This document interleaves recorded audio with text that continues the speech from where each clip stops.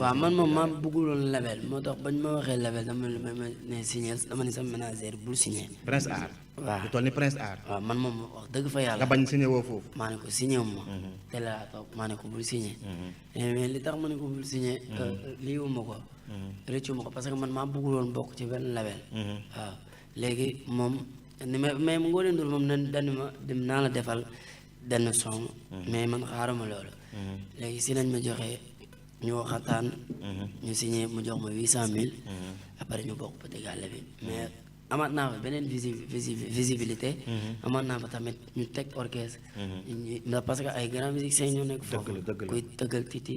kuy tëggal Alimentaire ñooy tëgg nga way kon loolu di nga fa amaat dafa am doole. waaw loolu ay prestation lu mat 8 prestation fu ñu dem day fees dell nga taxaw ñu teg la lu mel noonu kon dinañ la may beneen public bu bokkut ak sa public